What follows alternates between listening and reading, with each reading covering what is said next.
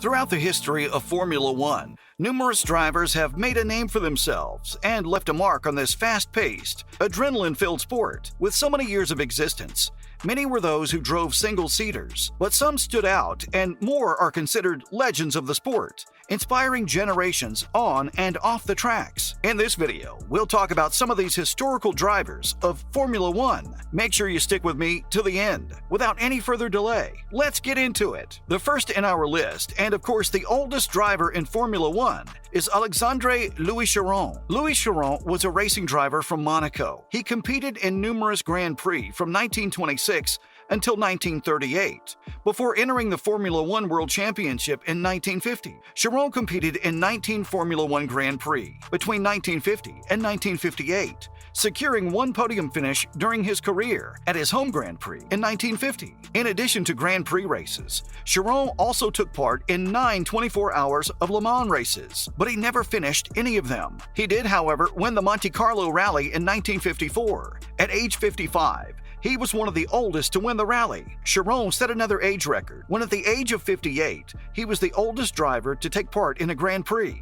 He did this at the 1958 Monaco Grand Prix, but he didn't qualify. After leaving Formula One in 1958, Chiron stayed involved in motor racing. He helped organize the Monaco Grand Prix until the middle of the 1970s, and often waved the starting flag. In 1979, Chiron died at the age of 79 in his hometown of Monte Carlo. The second oldest driver on our list is Philippe Tancelin. Philippe Tancelin was born on December 28, 1896 at Rouen, and died on October 10, 1981 at Neuilly-sur-Seine, France. With his trademark reversed cap, he was a successful pre- and post-war Grand Prix driver who maintained his enthusiasm for motorsports long after his retirement from Formula One in 1952. 11 of Tancelin's 12 starts were at the wheel of his trusty Talbot Lago. He took points in the 1950 French Grand Prix and the 1950 Italian Grand Prix, often called by his nickname, Fifi. He was also a winner of the 24 Hour of Le Mans. Next on our list of the oldest drivers in Formula One history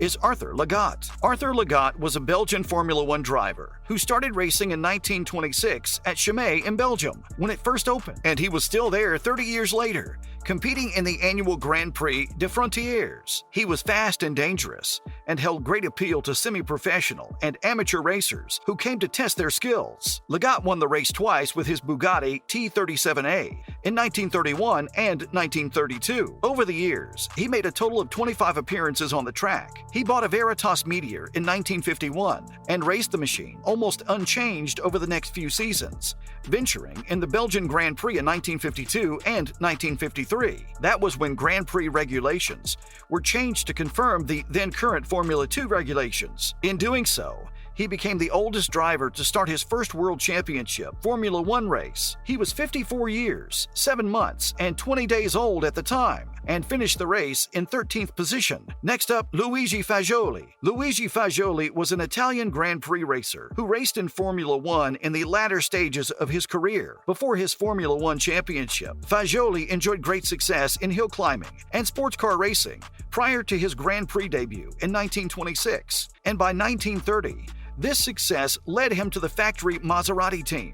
He was a regular winner throughout this period for the factory Maserati and Alfa Romeo teams. A supremely confident driver with a fiery temper, Fagioli often retaliated against other drivers on and off the track. Nevertheless, he was employed as a factory driver for Mercedes in 1934 and partnered up with the chief mechanic Hermann Lang. Fagioli, at the age of 52, remained in the championship hunt all season and impressively took 4 second places and a 3rd place in the championship, as the system used back then included drop scores. The next driver who made the list is Adolf Brüds. As a member of German nobility, Adolf Brüds started racing motorcycles as long ago as 1919. As an owner of a BMW and auto union dealership in Breslau, he had the opportunity to go racing, which he did from 1928 onwards. Initially, in Polish hill climbs. After World War II wiped out his trade and finance, he moved to Berlin and for a while became a mechanic wherever he could find jobs.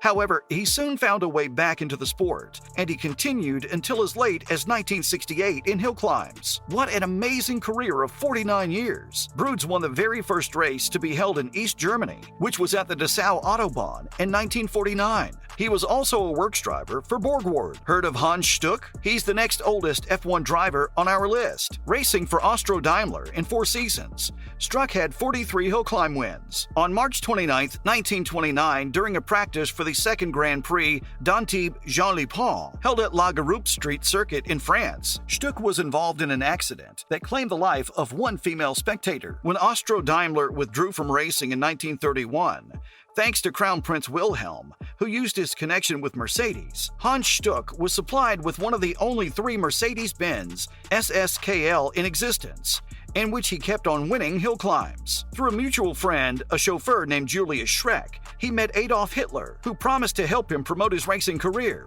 When Hitler came to power in Germany in 1933, he did not forget his promise, and Stuck became the #1 driver of the Auto Union Grand Prix team. In 1953, Stuck went on racing in hill climbs in a Porsche Spyder and drove the AFM Bristol in the German Grand Prix retired, which, in the Italian Grand Prix, is being classified 14th. Later, he raced a tiny BMW 700 RS as a works driver, winning at the age of 60 the 12 Hours of Hockenheim touring race car, paired with Sepp Greger, and then he became the German hill climb champion for the last time in 1960. Next is Bill Aston. Bill Aston's life was filled with excitement and the thirst for new adventures. This quest for new adventures and experiences led Aston to enter the World Championship in 1952. It also led him to put to use his technical skills, for he didn't just enter the World Championship as a driver, he also developed his own car for the purpose of competing in the top level of Grand Prix racing. Technical innovation and engineering were all a part of Aston's life from a very early age. He was an early Cooper customer, who quickly became a regular frontrunner. At Bro in April, he won his heat but failed to finish the final, then took a fine third at the British Grand Prix.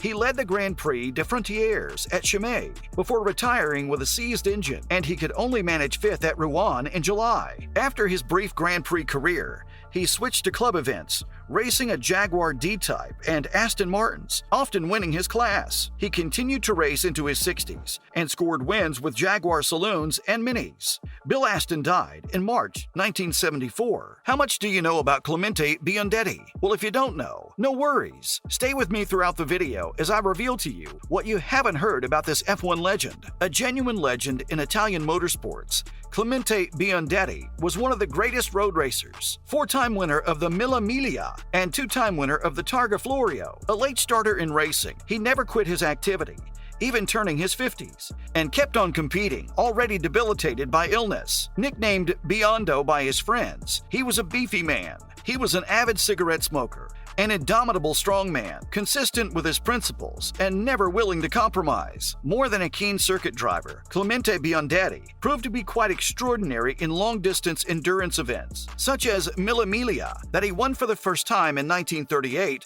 with Aldo Stefani. They completed the race with a startling average of 135.391 kilometers per hour, a record that lasted until the 1953 edition of the race. In the 24 Hours of Le Mans, Biondetti had his debut in 1938, sharing an Alfa Romeo 8C 2900B touring with Raymond Sommer. That same year, Biondetti took part in the Italian Grand Prix, finishing 4th. Wrapping it up, we have Louis Rogier. Louis Rogier was one of the most popular French drivers of the post-World War II period. He had a friendly and gregarious personality and was known for racing with just about any type of machinery and in any event. A very tactical racer, Rogier participated in 38 Grand Prix. He won many post-war non-championship races in his Talbot Lago, as well as Le Mans in 1950. He won the French championship from 1949 to 1952, but was fatally injured when he crashed his Ferrari sports car during the Coupe du Salon meeting at Montlhéry. That concludes today's video. If you found the video helpful, give us a thumbs up and don't forget to share the video with your friends and family. See you next time.